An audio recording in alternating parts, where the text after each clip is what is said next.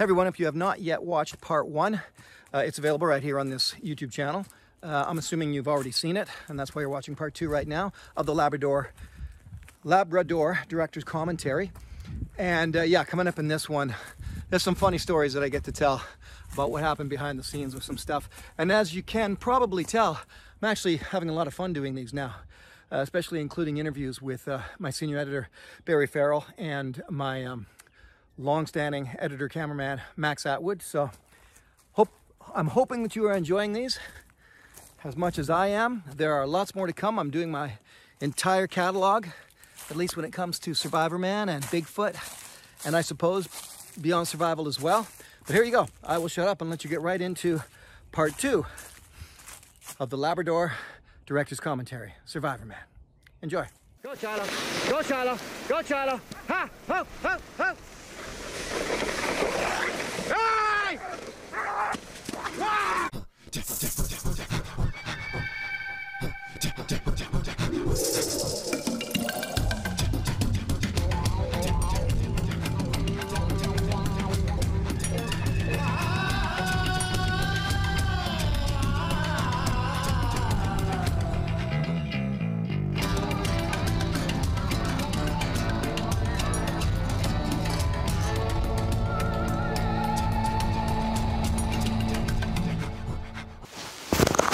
Check 1, 2, test. Well, welcome everybody. This is another episode of my director's commentary. This is season 2, and we're going to do the Labrador episode, which includes me with the dog team. To watch this episode without me interrupting you, go to the playlists, click on the playlist, scroll across the bar, look for, in this case, season 2 Survivorman, look for Labrador, click on that, and just watch the whole episode uninterrupted. And of course, you can see so many other episodes there, all of the seasons of Survivorman, Beyond Survival, Survivorman Bigfoot, Wild Harvest. Here comes a little pitch on, you know, the stuff. My stuff. Behold, my stuff. If you've seen this already, skip ahead. Okay, where was I? I'll just do this kind of point form for you. If you did not know, on PBS stations, presented by American Public Television, I have a series called Surviving Disasters with Stroud. Okay, so that is airing at different times. You can sort of look for it in your local station's schedule. But if you order the DVD, which you can do through my, this is all on my shop page, merch page, lesstroud.ca, I guess /shop. I don't know. It's easy enough to find out. You also get this booklet that comes with the DVD. Wild Harvest, Les Stroud's Wild Harvest. Season 2 is now airing on PBS stations, presented by American Public Television. So thrilled that Season 2 is finally getting out there. It was really exciting to do that season after such a successful Season 1, and now I'm getting ready for Season 3. But Season 1 recipe book is out and available on my website. Of course, DVD of Season 1. All of them are right there. If you don't want the hard copy DVD, go to the playlist. It's right here on this YouTube channel, and just look up Wild Harvest and you'll see them. I wrote what I still consider as one of the best survival manuals out there. I will put it up against any survival manual page by page, and it'll leave them all in the dust. Trust me on that one, but not if you're already a pro and expert. This is for those of you getting into survival. This is a great way to start, and it's like all of my stuff. It's just a no bullshit way to approach the reality of survival. I am up for a National Children's Book Award for nonfiction. It's a Children's Choice Award called the Yellow Cedar Award, so stay tuned to see how that turns out, but that is for this book right here, Wild Outside. This is written for your kids, 7 to 14-year-olds, and it is my stories of Survivorman adventures and also all kinds of tips and ways of being out in nature and having adventures and doing survival and stuff like that. So check that book out for your kids.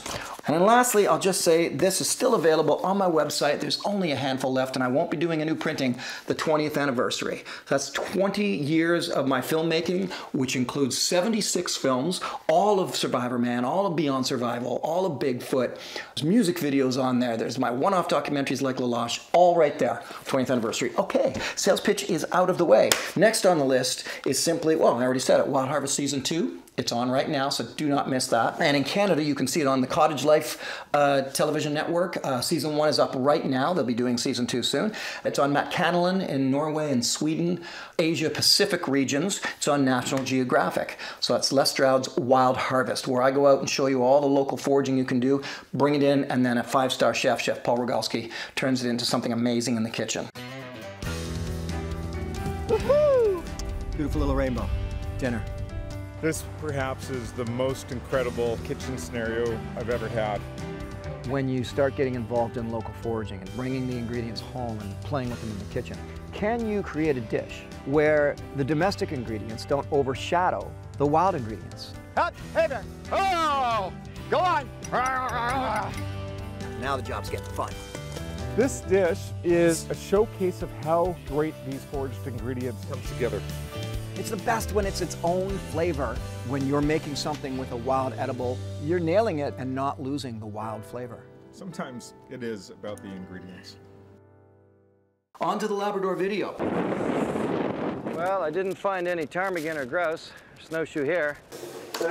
And that's the thing too. Before, I remember when I went into the Arctic, they told me at that point you could walk across the backs of the char, across the river on the backs of the char, you know, the Arctic char. Same thing here. You're going to be able to get snowshoe hare ptarmigan easy. There's so much of it out there in the bush. Just, you know, take your gun with you and you'll be fine. Of course, didn't see one, didn't even see a track. That's the reality of being out there. Find this old tin though. And this will come in handy later. The only sign that anyone had been here since the cabin was built was a small bottle of hand sanitizer, of all things. But even this has a surprising use. It's also a fire starter. It only stands to reason that creams and liquids with enough alcohol in them might be flammable enough to catch a spark. A good thing to know when I'm down on matches. All right. Some simple hand sanitizer and a spark. And we've got fire. Both the Labrador tea and the reindeer moss have the double advantage of giving me various vitamins or starches, and also simply lifting my spirits and making me feel somewhat human again. Nothing does that when you're hungry and cold like a flavorful hot drink. Well, it's definitely the best survival shelter I've ever had. Oh, yeah. Oh, man. There's nothing like hot water. Still hot. There's my reindeer moss.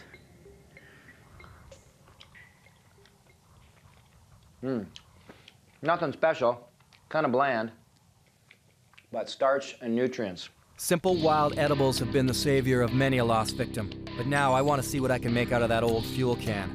I'm trying to make a little stove for my travels. I can bring in a source of heat right into just about any shelter without burning it down, and the confined metal space of the can will help to keep hot coals longer, so I can use small sticks to keep myself warm. I've got myself a portable little wood stove. Got my hobo stove. I need to play a hobo song.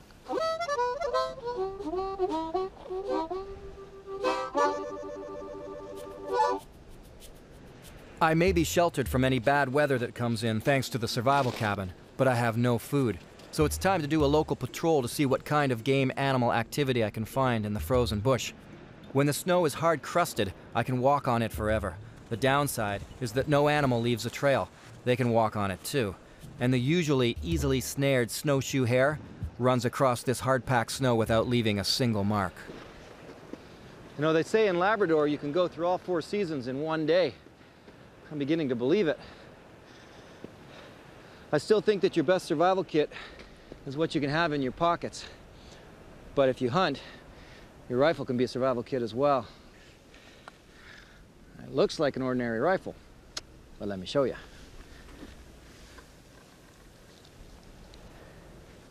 Take the butt end off.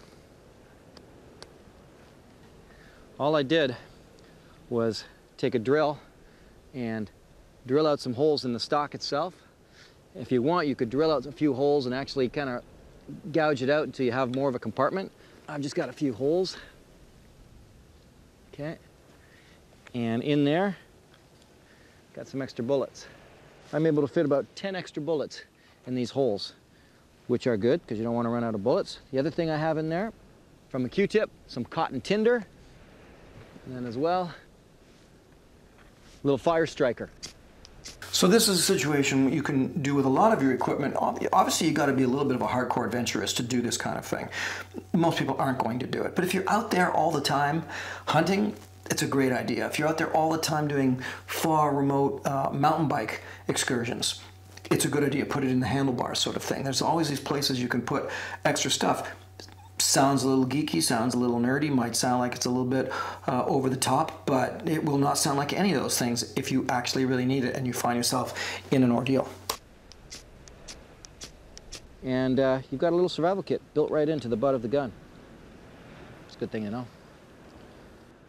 I've been out walking on the hard-crusted snow for hours, and I haven't seen a sign of a single ptarmigan or snowshoe hare or anything. I know they're out here, but I've been walking for hours and I haven't seen any signs at all.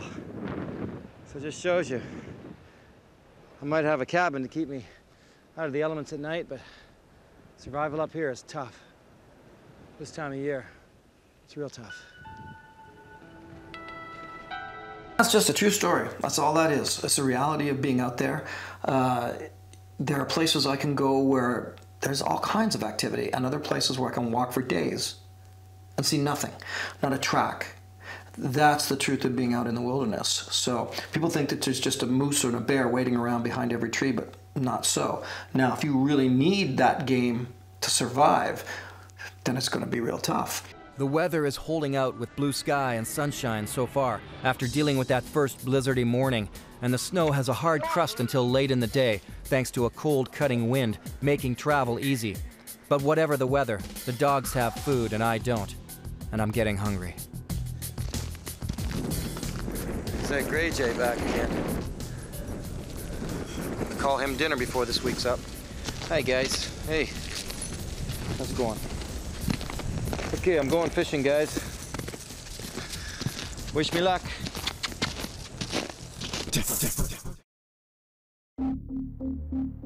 It's day 3 of my survival odyssey in Labrador. As tempting as it is to eat the dog food, the dogs themselves need it for survival. They burn a lot of calories pulling the heavy-laden sled. I'm still not that far from the ocean since the trail paralleled the shoreline, and I know the Innu people who survive up here fish the seal holes along with making their own holes in the ice. I passed a number of them when the dogs and I traveled the ocean ice in the blizzard. This is where a small, simple fishing kit comes in handy for survival. You can see a lot of old skidoo tracks from the Inuit hunters. This was absolutely hilarious. I don't know if it happened this night or if it happened the night that I just came through. Once I was in that little survival shelter, I think it happens this night, I was there with the dogs, doing my thing, and then I hear, and I hear a snowmobile. And a snowmobile, that's right, it was the first night, and a snowmobile comes up, and a couple of guys get off their snowmobiles like, how's it going, eh? And it was some local indigenous people, some from First Nations villages or towns that were wherever they were, and they heard that I might be out there, and they came out to meet Survivorman. They literally came out and brought me a bottle of scotch and some trout, and I was just like, guys, I can't take this. You know why I'm here. You know what I'm here to do. I thank you so much, but I can't. You know, they're like, okay, well, can you sign our snowmobiles then? And there I was in the middle of doing a Survivorman episode with these really nice people showing up who were fans of the show, autographing their windshields with a Sharpie, and then posing for photographs by their snowmobiles, and then they would just leave. And if I remember correct, I don't know how many nights I'm here, but they came different people came every single night seeking the same thing. It was freaking hilarious. It was the only time that I've ever been interrupted like that on a Survivorman episode. And they were really lovely people. They just wanted to meet me and say hi. Then they were worried for me and worried for my well-being, but I'd say, I'm fine, I'm hungry, but I'm fine. Please don't offer me anything. And then they'd leave. It was hilarious. Traveling these lands, fishing and hunting for seal usually. Guess I really wouldn't want to fall through the ice out here now, would I? That would be trouble. But I'm guessing it's pretty safe this time of year.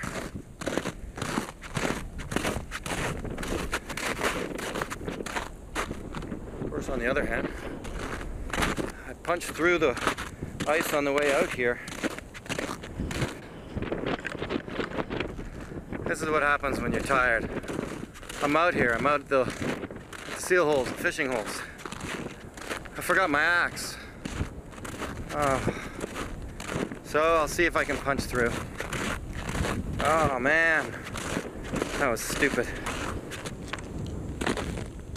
These holes are often covered over by branches or marked with poles. And that's something I haven't really talked about much I have talked before about the lethargy that you feel when you're without food, but also your mental acuity. You start forgetting things really, really easily in a survival situation. And that's what you'll do. You'll walk a long ways with the intention of, chopping through ice to get to the water, or gathering something, and you'll get there and you've forgotten the thing that you need to carry everything home in. You've forgotten your knife. You've forgotten you just forget stuff. It's really bizarre. You become forgetful when the lethargy kicks in, when you've been going without food for a number of days. Marked with poles, so they're easy to spot when the people travel through this region. That'll do. Yeah, that was easy. Didn't even have to carry my axe all the way down here. Bonus. Just some sinkers, hook, and line. Easily carried in a small packet. Small survival kit in your pockets. Just gonna put on a bit of dog food for bait, because that's what I have. Here's my hole. There it goes. I've tried using the tiny scraps of dog food as bait. I've even tried using some of the lures in the kit. Well, I'm gonna try for about 2 hours. When you're fishing from a small hole in the ice, there's no real trick to it. I'm still trying. Here, fishy, fishy, fishy, fishy. Either you're lucky and the fish are near, or they're not. Oh, you're there. Felt you. Well, I thought I had a couple of bites there for a minute. But nothing. Fishing is not exactly a spectator sport. Well, the sun's going down, as you can see. No luck, no fish, and no game while I was out hunting.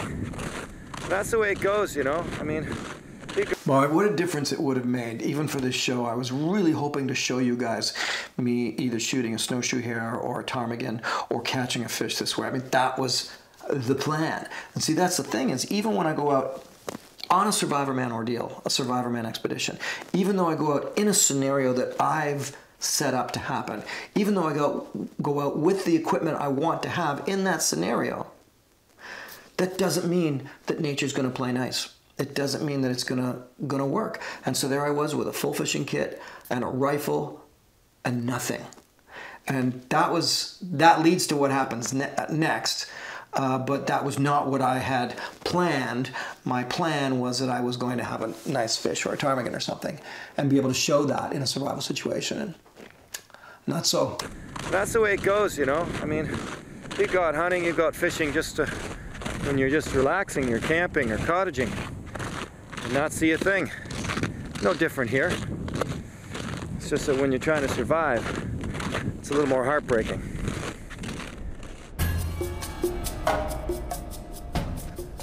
I'm gonna do this. I said I wouldn't do it, but I'm gonna do it. I'm gonna steal some food from the dogs. That's my boy.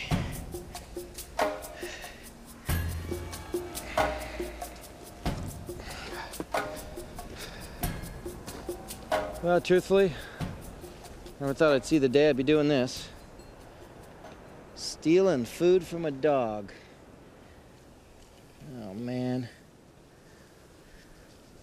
I was gonna just take a whole rib, but there's dog poop on the other side. So I'm not going to touch that other side. I have no way of knowing how old this food is, how good it is. It was reserved for the dogs after all. Hey. The grossest part of this was that the dogs have dragged this meat through their own feces, something I'll have to get past if I'm to put some food energy into my system. So I'm going to take my dog food, cut her up, put her in, going into my pot. Yes, of course I washed it with whatever. I melted some water and then rinsed it off, that sort of thing. It should be fine, to be honest with you. But this whole scenario happened because my other situation did not happen. This was not a plan to do this. There, it looks good. I'm gonna boil it up. Quite a bit, actually. Boil the heck out of it. Hopefully kill any germs. Get that dog hair out of there. The headlamp was in the survival kit, another huge advantage for surviving, especially if I have to travel or if I get injured during the night. See how that boils up?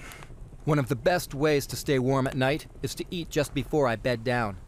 Actually, full disclosure, I think on just about, no, not everyone, but probably 70% of the Survivorman shows that I shot, I always had a headlamp.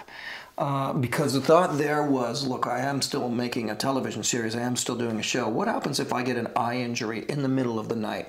And so in that scenario, I thought I can't be completely, in a very dangerous situation. So a lot of times, maybe it wasn't 70%, maybe it was half the time, 50%, but either way, a lot of times I would take and just make sure, it's like, you know what, I'm going into the jungle, it's gonna be really dark a lot of the time, I better have an emergency headlamp just in case. I didn't have really anything else that I can think of for emergency sake, except that one item, which was an emergency headlamp for a middle of the night emergency situation while filming Survivorman. I'm not sure if I've even ever had to use it, but it was there. The process of digestion heats up my body while I sleep. See that mitt I'm wearing right there? I made that mitt. That's a moose hide mitt that I made myself with patterns that were given to me, probably from someone in Yellowknife, I think.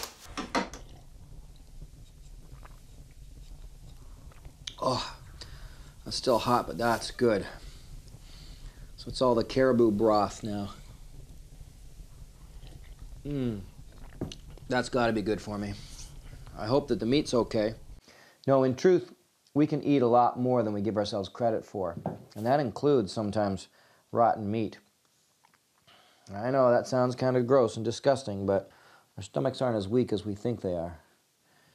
Now, the problem with getting tainted meat and bad meat is when you get stuff that's store-bought. Sits on a shelf, goes in a truck, travels the country, sits on another shelf. That's when you run into all of your poisons and meat and problems and stuff like that. But we can eat a lot of meat, actually, raw. And we used to. We just got away from it. And that's very true. That's why a lot of times in hunting situations, one of the ceremonial things to do is to cut out the liver right then and there of the animal that you've hunted and eat it raw. My understanding, I could get this wrong, so someone can make a comment about this, but my understanding is that one of the safest animals to eat in a survival situation raw is porcupine, whereas raccoons, for example, might have tularemia, I believe. I think tularemia. So you got to be real careful. So that knowledge helps a lot. Which animals are safe to eat when they're not cooked? Obviously, the safest thing is just to always cook them. But then someone would argue that, well, if you cook them, you're ruining some of the nutrients by cooking them.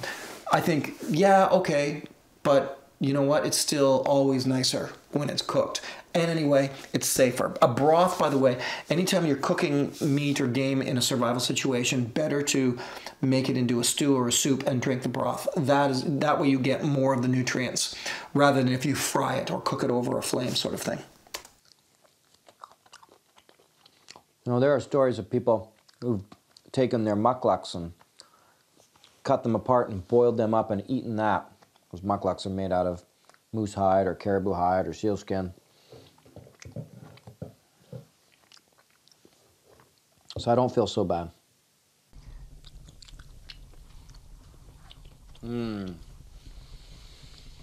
So, there you have it. Stolen dog food stew.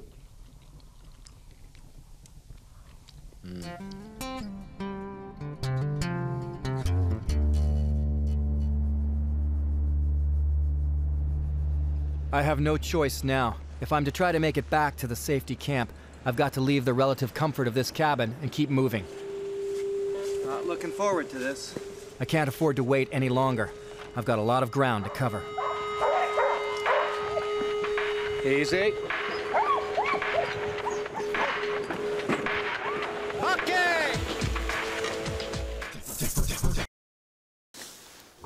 do like that moment when you go, okay, and you let the dogs go. That is the most fun ever. This is a good time to actually give you a little behind the scenes story. Before we filmed this, we were in the town, and I can't remember. I think we actually all went into the theater in this little town in Labrador. I think it was Labrador City. I can't remember. And we went into the theater to watch the Will Ferrell movie Step Brothers, which, by the way, although I like a lot of Will Ferrell stuff, that's the first time in my life I actually walked out of a film was for Step Brothers. Sorry. Talladega Nights, love it. Anchorman, phenomenal. Step Brothers, hated it. But anyway, I digress. So my field producer, Dan Reynolds, love this guy. He's one of the best field producers in the industry, bar none. And he was with me on a lot of different Survivorman episodes, Survivorman Alaska. He was with me for Beyond Survival in places like Peru and that.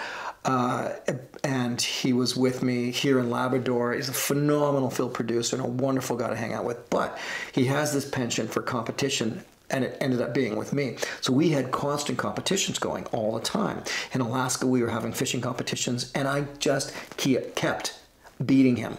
Like, he'd catch a fish, I'd catch a bigger one. He'd catch a fish, I'd catch a bigger one. He'd catch a fish, I'd catch a bigger one. Just like that. We had a competition of who worked more blue-collar jobs. I left him in the dust on that one. Here, he started bragging about his ability to consume alcohol. And I said, okay, I'll take you on that. So we ended up going shot for shot in this town in Labrador with tequila. And our paramedic, Barry Clark, who's been on so many of these, an amazing guy, and he was here in the Labrador one. He was gonna watch. He didn't drink, so he was gonna watch the situation. We went shot for shot, and in this little town, in the frigid cold, in Labrador, it was an insane evening.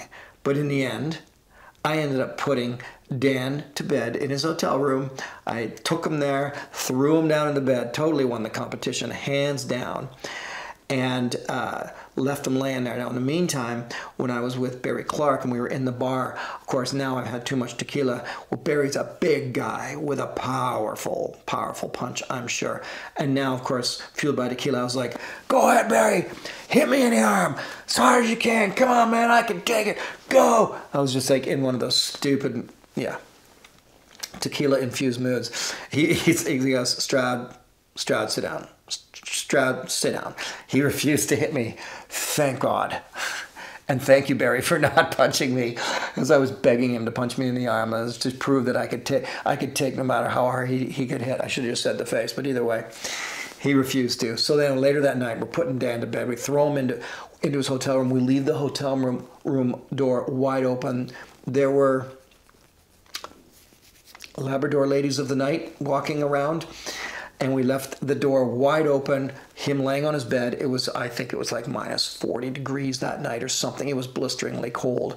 And we walked away and left him there. Saw him the next morning. Oh, he just looked like he'd been run over by a train. Totally smoked him in that. So you see, sometimes there were a lot of behind the scenes crew moments, especially filming Beyond Survival, because we had a full crew for that, and I wasn't filming myself for that series.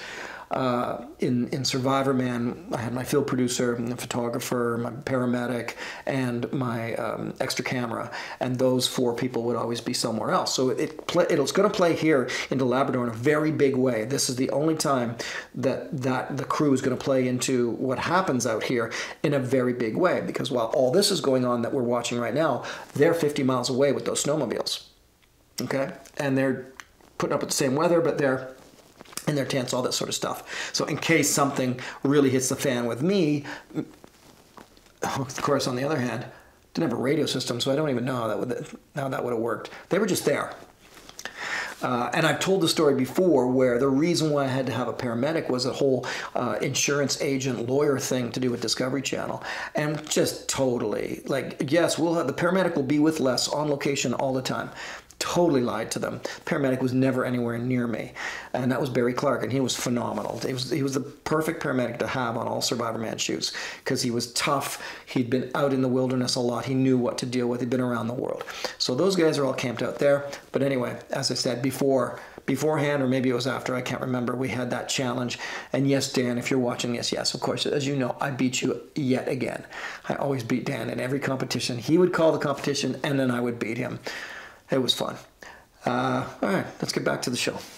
Well, the first thing I thought of is this show needs to get into the high def format, which was right on the edge of it. It really didn't exist at the beginning, but it was coming along and things were moving that way. And I thought that would be a really good element to have the high def element added to it, and to have the just to help develop the character of Survivorman. Which, I mean, it is a character, even though it is you being you, but there is still he's still a character, you know, from a script. And although an unscripted format, which is really interesting. So there was the fact of bringing in a sort of a nice story flow in high def with original scored music, and this telling the adventures of this guy who's doing things that no one else is doing in such a crazy way. It was super appealing, and I thought that this could grow into something really great just by adding in different elements as they come available, like high def, you know, drone footage, different types of cameras, and you know, developing music scores for each piece. All I can do now is hope for the best when it comes to this weather. This is the most unstable time of year for weather patterns. One day sunny, and the next it's a blizzard, or worse, freezing rain. Holy mackerel. That's it. That's it. All right, all right. Woo! Oh, look at that. So that mounting technique for that camera, so that's an old camera. I think I was still using tapes then. Like camera tapes. This is before hard drives and all the rest. And that mounting is called a magic arm. And a magic arm is a excellent high quality specialty mount for cameras that professionals have been using for years and years. It's, as far as I'm concerned, they're still really great. There's been lots of other ones come along, but the magic arm is still a great piece of equipment. Anyway, very helpful in a situation like that. Part of the fun of being a filmmaker for Survivorman was figuring out ways to set up camera mounts on kayaks, canoes, dog sleds, airplanes, helicopters, you name it. That was always fun for me, was technically figuring out where all my cameras are going to go. And I know some of you, by the way, I've said earlier in this, if you missed it, that give me all your questions beneath this video. I'm going to put them all together and then come and do a question and answer video for you. And I know some of you have filmmaking questions, and honestly, those are some of the questions I love to answer the most. So please feel free to ask me all about the ways I filmed this series and how it all played out. I'm happy to talk about that part of filming Survivorman. Woo. You got me sweating, girls. Not a good day to get me sweating, boys and girls. Okay. Go on, go on. Oh yeah, atta girls. Head up the hill, way to go. That's the worst part of the day, guys, hooking you up. I will say that being out in a place like Labrador, and you're out in the middle, literally the middle of nowhere, but when you have a dog team with you, a little bit of it is like you're not actually alone. That's why I loved running dogs so much, is even if I went out on my own, you had the dogs.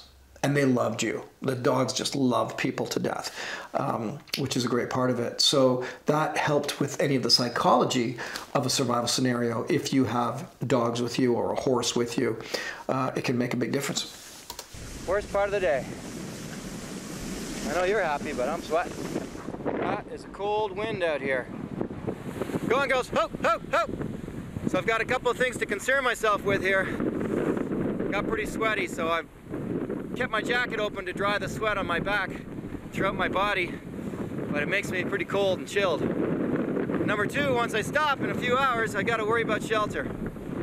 These are the barren lands now. Well, at least they call these the barrens. It's sparse bush, but it's cold and windy here. That's it, guys. Let's find someplace sheltered. Let's get out of here. All right, I'm at the ocean again. That's gonna be cold. I'll have to travel it for a bit, but then I'm gonna have to tuck in somewhere protected for sure. I was traveling for a while even with the fly of my pants undone so I could get some air circulating all through my body to dry off the sweat. It's chilly to do that, but better to get dry. Now I know that sounds kind of silly, but there's the thing, right? Look where I am. I'm out in the cold. I'm on the ocean. I'm out in the exposed area. And if I'm sweaty because of the work I'm doing, it's very dangerous. And so every chance you get when you're in a survival situation, try to have your body be dry if you're in a situation where you're sweating. So yeah, that little trick, I would undo the fly of my pants, open things up, and just let that air kind of flow in through there because you get sweaty down there too, right? So sounds silly, but these are little survival tips that can enable you to get through a pretty bad ordeal. Water, guys, open water. What I can do without the open water, girls. There are no other survival cabins for me to take advantage of, and I don't want to spend the night exposed out on the ocean ice. So I'm keeping my eyes open for any kind of gully or closed-in area where I can build a small shelter and get out of the wind. The dogs are remaining aggressive with each other, and I have to watch ahead constantly to make sure they don't take wrong trails. One small mistake when running a dog team can lead to a major disaster. All right, keep the jacket open, try to let some of this sweat dry in the cool weather. I'm gonna try something a little crazy here. I've emptied stuff out of my sled. And I'm just gonna simulate what actually happens. Now, before I do it, remember that as I do these Survivorman ordeals, that there are times when I can just go in and do a survival thing, and that's fine. But other times where I try to create a scenario that enables me to show more skills, more different aspects of survival. Whether it was like the plane down in Australia, or the dugout canoe in the Amazon jungle, or what have you, or canoeing in Ontario. In this case, one of the things that happens that causes a survival situation is a dog sledder falls off of his dog sled, loses the dog sled, and the dogs take off on him or her. It happens. So yes, in this situation here, I thought about it. Well, I wasn't sure I was going to do it. I thought when I get out there, I'll figure that out. And I thought, okay, I'm going to do this. I'm going to lose the dogs and see what happens. Guys, you're on your own.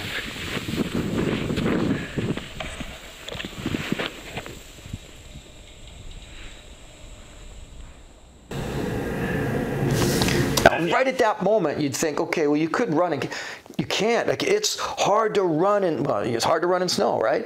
Big boots on, all the rest of it, and the dogs are actually moving faster than you can run in the snow. So if you get, that 20-foot gap between you and that rope that's pulling away from you, it's really hard to catch it. And you can yell for them to stop. That doesn't mean they're going to. It's easily how it happens. There isn't a dog sledder out there who hasn't found himself lost without the dogs. Doesn't put down the snow hook properly. Dogs take off. There's even stories of the dogs going as far as 100 miles back to town, leaving the musher stranded out there.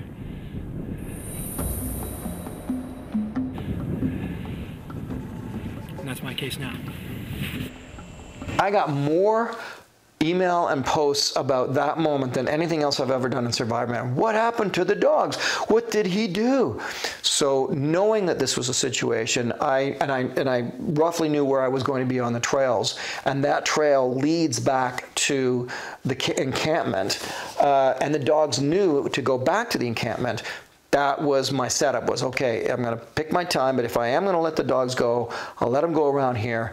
And then, so the owner of the dogs was back at the camp with Barry and Max, and he had to then know, and I said, I told him ahead of time, I said, if I'm going to let the dogs go, I'll let them go on whatever day this was, day 4, day 5. And so that's the day you want to come from your end of the trail, checking to see, make sure, because the dogs can still get hung up on a tree or someplace and get tangled and have a big mess, or they can make it all the way back to town.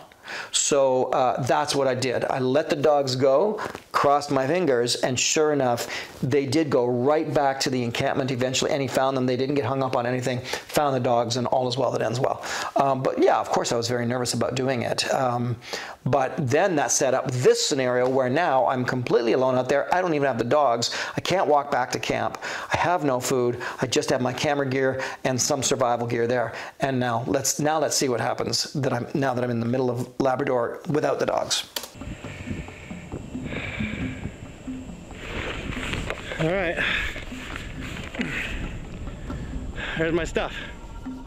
To add to my problems, mild, wet, and windy weather is coming in on me quickly. And that can be the worst. It can be so much better in a winter situation to have dry, cold, and no wind. That is, and blue skies, much easier to deal with. Warm, wet, and windy. Whoa, snow's getting soft. Well, I've come to this spot. It's a lot more protected than where I was when I let the dogs go. Dogs will be fine. They're gonna follow the trail out. As for me, I've got about 6 hours of daylight left, and by the looks of the sky, I should expect some bad weather. So I can't just sit out by the fire tonight. I'm gonna have to make some kind of a shelter. This is the worst time of year. Rain, freezing rain during the day, cold at night. It's a real bad time for hypothermia. That's why more people get hypothermia in the spring than they do in the winter. Because you have the fluctuation of temperatures and the complacency of the warm days. In the winter, you go out, you know it's freezing, so you're more set up for that. In the spring, oh, it's a beautiful warm day, and then the night comes in. Yeah, I guess here will have to do. So this is one of those situations. The reason why here will have to do is what I said, is because in this situation, like I said, so often I'm going to do a Survivorman episode and I'll think, oh, I want to show this kind of fire starting, this kind of shelter. And that's what I had in my mind here. I thought there's a certain kind of shelter that I want to show. So I could have gone in and built an A-frame with the trees and so on, and I had the axe in that. But I really had my mind and my heart set on showing you another kind of shelter, which was the snow trench shelter. I've shown you the A-frame before. So this was my opportunity to use this kind of snow to dig what's called a snow trench shelter. I'm just going to create a snow trench, and I think that will suffice. Maybe even keep me warm. It's so vitally important that I don't let myself sweat now. Extremely important. You sweat, you die.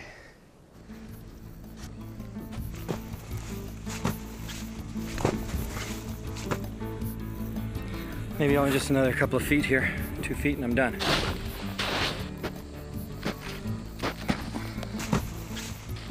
They call this. This is why a small snow shovel as a survival item is so valuable. Try digging snow with just your hands and your feet. No trench, but it's a lot like making a coffin. Yeah, that'll do. Warmer temperatures during the day is nice, but it also makes survival harder. Everything becomes wet and heavy.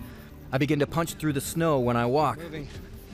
I think I'm gonna get rained on. The dampness begins to seep into my bones, and this is the worst time of year for hypothermia. Orange garbage bag, thermal blanket.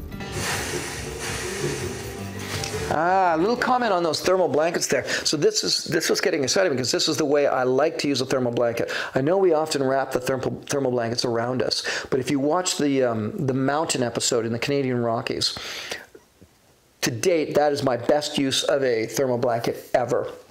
I think if you can use it more like a tube tent scenario and then cover any wind that might come in all around it, I find that is a better use of the reflective emergency blanket than if you wrap it around you. That's just been my experience. I've been too warm in a shelter where I've used it like that, but you got to have no wind. And in fact, it can be tough to breathe that way. But again, that works really well. So that's home for tonight.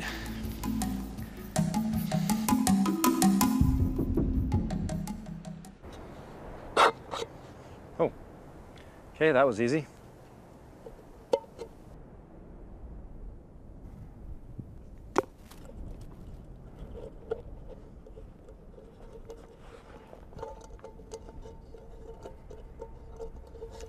There we go.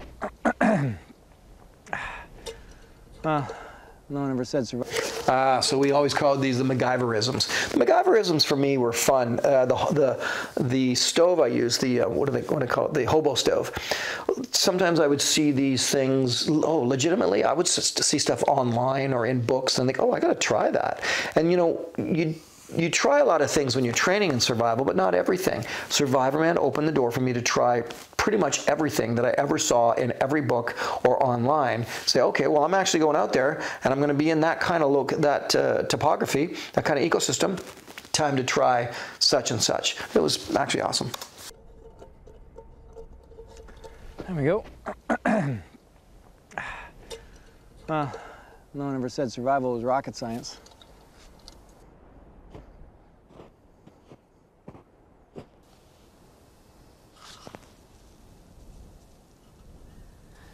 Great thing about this spot is there's a brook running underneath here. Unfortunately, I keep falling into it, but at least this way I can get fresh water. As long as the tide's not in and it's brackish, I'm gonna have to find out right now.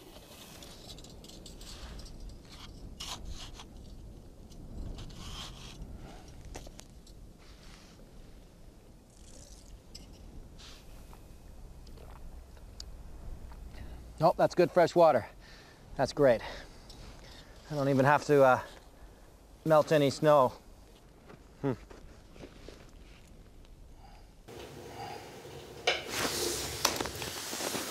probably heard me talking about the frame size being wrong with this footage here. I'm going to fix this so maybe you won't even be seeing it. I'm looking at a reduced frame size. But about the water thing, when it comes to winter and getting water, basically it works like this. Slush is better than ice, which is better than snow. So whenever you're trying to melt snow, go if you can get right to the slush. If you can't get actual water, slush is going to be your best bet. Then ice, then snow. As far as how long it takes to melt something down and have actual water to drink. All right, got my water on to boil, and there's still some leftover caribou fat that had solidified and was on the insides of the pot. That's great. It's going to make it a bit of a broth for me. But this time I'm going to add in some spruce. And as well, I'm going to throw in some willow. Willow is actually also good if you've got a headache, too. Slowing down whenever I can helps to conserve my energy, but it also gives my body a chance to cool down too. So refueling with hot bush tea will make a big difference. This has got some residual caribou broth in it, spruce needles, and willow twigs. And it's healthful, and it makes me feel fantastic. That's all I can say. I should put some boughs over top of my shelter in case it snows. I think what I liked about this particular opportunity to film in Labrador was the variety. And when I'm filming Survivorman and creating the scenarios and you know, can I do a lot in one place? Do I need to move? Usually, and I've talked about this before, the travel part is always really hard. Basically, it's very difficult to film traveling.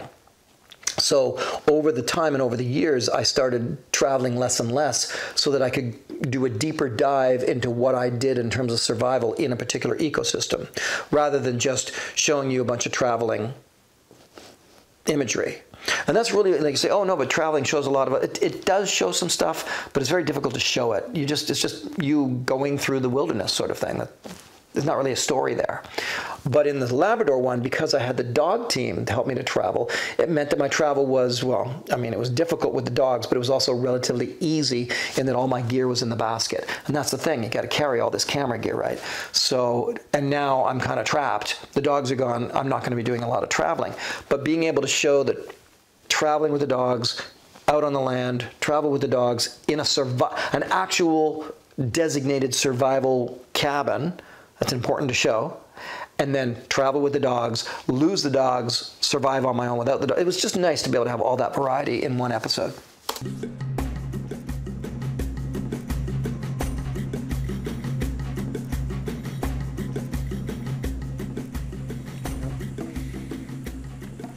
Time to crawl into the shelter. Sleeping in this kind of claustrophobic shelter is near torture. You have to contort your body and move like some kind of bound-up caterpillar, all the while with your face only an inch from the snow wall. And the lack of oxygen is frustrating and leads to small moments of panic. Ah, I got my sleeping bag backwards. Actually, I want to repeat that. It's incredibly claustrophobic, and it does get you a little panicky. And I made a big mistake with this shelter. I should have put boughs between me and the snow walls. I had boughs on the ground. That was great. I was up off the snow, and it was thick enough, no problem. But I didn't do anything to break the snow walls and their cold effect and me. And I think it was because I was complacent. I'd become complacent because I had that sleeping bag. But it would have been better if I dug it deeper, a little wider, then put in some insulation, some boughs, to break that space between me and the snow. Okay. So here I am in my little snow trench.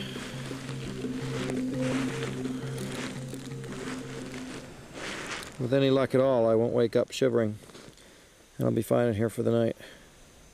I didn't make it long enough, though. My feet are kind of sticking out the end. Put an orange garbage bag over top of them. Ugh. Oh boy. I remember being a bit panicky inside that shelter and just like trying to get my breath because I'd done such a good job at closing everything in. I didn't have any airflow, which is good for warmth, but bad for oxygen.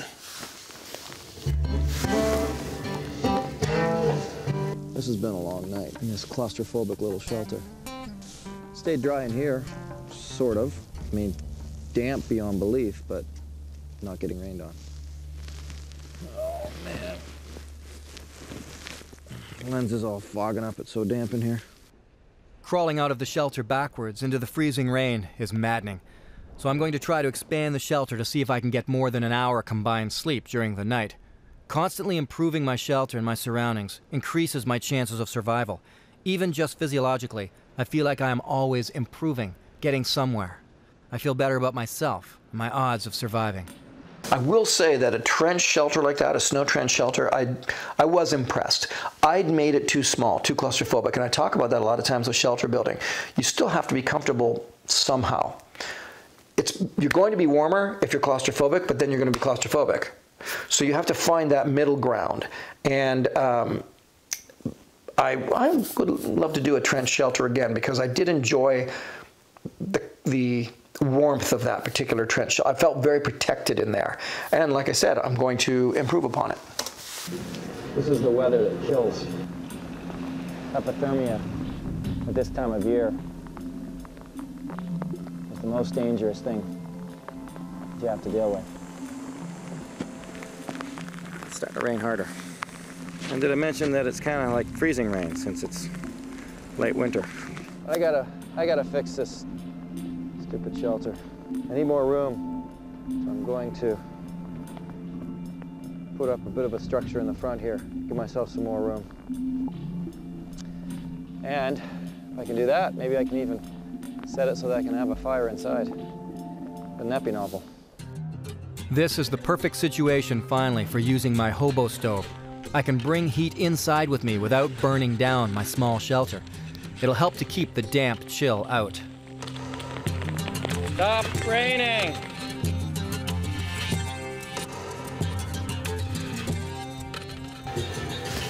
I want to point out here, notice what I'm able to do there. I'm able to do a lot of building. Why? Because of that saw. Something that never gets talked about much when it comes to survival kits and items that you take with you in a survival situation. A saw. If you're in tree territory, if you're in the jungle, maybe a machete, but in Canada, North America, a saw. Always a saw. So I love having an axe. Well, do you want an axe or do you want a saw? Me, I want both. Because an axe and a saw together, you could build a log cabin. It's really amazing. So in any survival situation in the winter, have one of the, and those folding saws, I don't know if I have any left or not, but we were selling them for a while. I had some that I'd made and designed, but the folding saws are phenomenal. And then a nice axe or hatchet, and you can, I'll build you a castle if you give me those two things in the North American wilderness. After working on this shelter all day, I get the biggest surprise yet of any survival ordeal I've gone through. All this freezing rain and warm weather has devastated the sea ice. One of the crew attempted the long trek back to the small ocean village and nearly lost his life going through the ocean slush that up here they call slob. The usual 5-hour trek took him twice that, avoiding increasing dangers all the way. The safety crew have themselves become stranded from civilization by miles and miles of 6 feet deep slush and water on top of ocean ice. I am a further hour into the bush from the safety camp, but they risk the trek to give me the news. The deteriorating conditions mean that I will be stranded as well. We only have one chance to get me back to safety camp for evacuation before the distance between them and I becomes impassable by slush. Apprise me of the situation. Are they slushy or what's the deal? Yeah, we had to go all the way around inside this morning. We couldn't get this rain we have here now. You're going to have at least, maybe 6, 8 feet. All right, stop it right there. That's Barry Clark. So Barry Clark, my paramedic, who was with me on so many shoots, phenomenal guy, yeah, just love the man. So this was a situation where here I am being all like Mr. Tough Survivor Man. And honestly, I was actually doing okay. I mean, it was horrible weather, it was pouring rain, all of that, but I was dealing with it and I was showing you guys, okay, this is miserable, but I can get through this. Here's what I got to do. Got to make my shelter a little bigger, but I can do it. So let's do it, da-da-da-da-da-da, right? And then these guys come in, and you can see the look on Barry's face. I mean, he took this stuff really seriously for me, and Barry was great because he was very protective of me. We became good friends, and so he became very protective of me whenever I was out there. And whether I was saying, guys, get out of my face, I need to make this, I need to go do my episode, he would like, okay, or okay, I'm in trouble. Always had my back. So this was a situation, the only time in all the years of filming Survivorman, this is the only time this happened that I can think of. Yep, this is the only time this happened. And ironically, it wasn't because of me, it was because my crew was in danger and all of us were in danger of being stranded. They could have left me for another day and I would have finished out my 7th day of survival. But instead, they were stuck, and so they came in. Anyway, that's Barry Clark, that's the man. Which is going to make that ice heavy. You don't think we'll get across? For example, that little river there this morning, that's wide open this morning. We had to go all the way around it. And as it's compressing, it's pushing it down and driving the water up on top, too. Nearly losing the sleds and the slush ourselves on the way back, we finally made it into the safety camp. And with the ocean gone to slush between here and the small northern village, the only way to rescue the entire crew and myself was by helicopter. Here he comes. Can't believe we all have to be choppered out of here, but... So this was a really big lesson for me as an executive producer. This was still season 2. I was still working somewhat with my good friend and amazing producer, Dave Brady, but this was still like, limited budgets and and I remember being on a satellite phone probably right before, around this moment, and basically not arguing, but saying, this has to happen. Yeah, but it's going to cost us much money. It doesn't matter. We're stuck here. We either get pulled out or we have much more serious problems to deal with because we'll all be stuck here. So I'm on the sat phone. So imagine you're in this survival situation. Now this happens. Now it's survival for the whole crew. You got to be helicoptered out. And Dave was having arguments with the network executives who were like, well, why does he have to leave? And he doesn't have to leave, and they shouldn't have to call a helicopter. It's like, no freaking clue what goes on in truth and in reality out there, which and again, I alluded to this earlier, this was the era where everything changed after this. First of all, creatively, brought Barry Farrell on, and he just turned these episodes into magic with his post magic. But also, behind the scenes, the whole scenario with the new shows that were going to be created because Survivorman had done so well. And so all of that was happening all at the same time. And then Les is calling in from Labrador saying, we need to spend, $18,000 on a helicopter or whatever it was to pull us out of there. And they were trying to tell us, no, you can't. No, you can't. I'm like, yeah, we can, and we are. And that's the way it's going to be. It was a lesson for me in learning about how to deal with the network executives. Now, some of you, by the way, going back to that, some of you like comments like, oh, Les was always like ragging on about the networks. Well, that's part of the story here, guys. You have to understand, there was so much more to the story behind the scenes of filming Survivorman than just me going into the jungle and building a shelter. So much more. Because this series spearheaded and was at the zeitgeist of creating a whole genre of television called survival TV, out from Survivorman. But that means there was a lot of money at stake and a lot of things going on. So there's always these big stories and things happening in behind the scenes that you would never have known about. Why do I tell the stories? Because they completely controlled my world. My world was not just going out and showing you how to make an A-frame in the Arizona desert. My world was all this other stuff going on at the same time, and me still learning how to be an executive producer. I was not fully skilled yet, and all of that part of it. And so there we were in Labrador with a network saying, we don't want Les to hire a helicopter to save everybody's life. He should stay out there and finish filming. It's like 1 day difference, right? Like I was done the next day anyway. And it's like, no, I'm thinking, no, this is even more of a story than anything. This shows and proves what we're going through to film Survivorman. And the network executives were like, no, we don't know how to handle that because that's not what you said you were going to do. There's no ability to think on their feet or outside the box whatsoever. Yes, I'm mocking them, and yes, deservedly so. So here we are, and I'll let myself finish this here. That's the nature of shooting a Survivorman show. We take our chances. We're way out in the middle of Labrador here, and what's happened is the ocean and all the rain, all the waters come up, and it's just slush between here and a 4.5-hour drive on snow machine back to safety, back to town. We can't make it. We can't get back. We're stuck out here. We got a helicopter, everybody, all the machines, everything out of here. And that's why they had to come and get me too.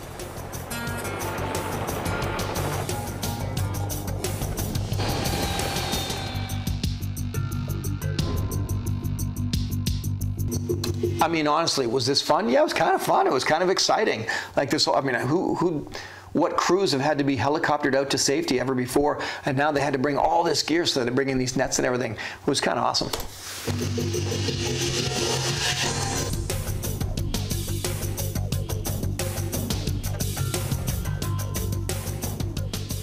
So that's it. Well, I may have survived Labrador. And my safety crew, they were doing all right. But the weather here has decided differently for us. It effectively stranded me from my safety crew and my safety crew from civilization.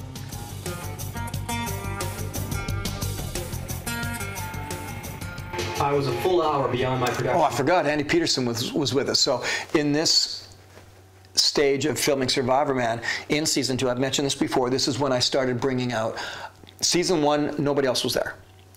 Then we started working in season 1 with a field producer and started toying with having a camera person out there. In season 2, we're going to have a camera person out there all the time. They're going to go film the birds and the bees and the sunsets and so on, time lapses. And in this case, it was Andy Peterson. And what I did in those days, as an executive producer, still learning the ropes, mind you, was I hired interns from Canadore College up in North Bay, Ontario, to come down and they were, they were interns, but I was never one to turn to an intern and say, okay, start labeling cassettes in the library. It's like, no, grab a camera, you're going to be second camera, third camera on this shoot, you're going to film. Sit behind it, we're going to get you editing. And I always loved doing that with Max Atwood, Andy Peterson, Andrew Shepard, and various others. I would say, okay, let's get you busy. And so I would take, so imagine being a 21-year-old intern, just finished college, and Survivorman Les Stroud flies you out to the far north in Labrador, or the Cook Islands, or the Amazon jungle to just film stuff with your camera. It works. Those guys worked hard for me, and they did great work. So yeah, Andy Peterson was part of this one. Oh, this was just. This was a crazy, crazy shoot. Being into the Labrador wilderness. But I have to hand it to the crew. To pull off filmmaking like this, even they have to take their chances. It's a tough job for all of us, but that's what it takes when it comes to real survival.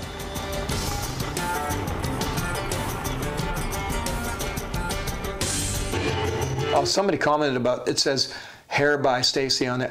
It was just a joke. The girl who cut my hair in the town of Burkes Falls, Ontario, was a friend of mine, so I put her on there. There's no reason. It's like, it's amazing how people see stuff like that and go, why did you have that hair by? What's that all about? Was someone out there doing your hair? It's like, no, just relax, man.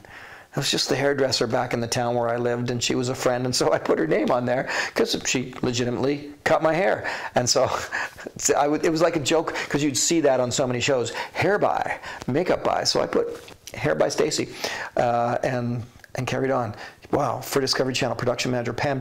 Here's a little behind the scenes. See that thing right there? It says for Discovery Channel, production manager Pam Jacobson. Never met that person in my life. Haven't got a clue who it is. So every time you see a show and you see all of the network executives at the end and they get executive credits and this and that, nothing to do with the show. It's a legality. It's a contractual obligation, things that you have to do. I always hated that. It's like, why am I putting all these people's names? I didn't even meet these people. They have nothing to do with my show. They were not on location. They did not tell me what to do or how to do it. Like, why? But it's contractual obligations. It's just, this is the nonsense of the business. Let's see who else was on here. Okay, let's see. Leon Blum for Discovery Channel production coordinator. Never heard of him or her. Can't even tell. It was such a raw piece to begin with that you just could not be involved in it. It didn't have a lot of network pressure either, because no one understood what you were doing. So how could they really tell you anything? So it was just like, you're the only guy I had to talk to, and that one-on-one was pretty amazing, because you know how things get watered down really quick in a lot of network environments. And you know, there wasn't the usual, like on The Office or different shows, where before the credits are finished, there's 13 producer credits. And you know that 12 of those are useless. So we didn't have to deal with any of that. That was also hugely appealing. Oh, Charlie Parsons. Now, that was real. Charlie, amazing man. Now he's with National Geographic, phenomenal executive producer. So the executive producer in that case, but did Charlie tell me how to make my show? No, he never said for me to touch a thing. Did he give me notes? Not really. It wasn't until later that I got, which that's a story for later. But no, Charlie was a wonderful man, but he gets the name on here because it's part of the network. There you go. And there you go, everybody. So that is the Labrador episode. That was right in the thick of things, of me, right in the midst of learning how to be an executive producer, figuring out what else I could do for filming Survivorman, both technologically speaking and creatively speaking in post, getting to know later on in post Barry Farrell. And that was the cool thing, was that now that I had Barry Farrell in here to start working with me and editing these shows, he was then able to give me solid feedback as an editor. And that's the thing, if you're a filmmaker, ask your editor what you're missing. You know, I'll go for a second on this. As a filmmaker, if you're a young filmmaker, a new filmmaker, there's a couple of don't ever do this sort of things that I feel really strongly about. And you're going to hate this. But if you're the camera person on your own film, do not edit your own film. Work with an editor. I cannot emphasize that enough, and no one ever believes me, because I'm supposed to be the king of DIY, right? Because of the way I started all this. That's how I started, editing all my own work, doing all my own music, doing all my own filmmaking, everything, right? But the minute I could get a good editor, I did, because the difference between having a real solid editor edit your work and you doing it is night and day. So I know some of you filmmakers are thinking, no, I can pull it off. Yeah, technically you can pull it off. It's not the same. You need that creative collaboration. And where else was I going to go with that? I think that's probably it. We'll just leave it at that. But bottom line is, so many things of filming yourself. As soon as I could have a good editor, I had a solid editor. So if you're a cameraman, camera person, don't also edit your own stuff. Yeah. Sorry, I'm being distracted by the ground squirrels running around, cleaning up the bird seed out there. Okay, guys. I have no idea how to end this. So I'll see you on the next one. Here, I'll do the classic Survivorman close off. You ready? I'll see you next time.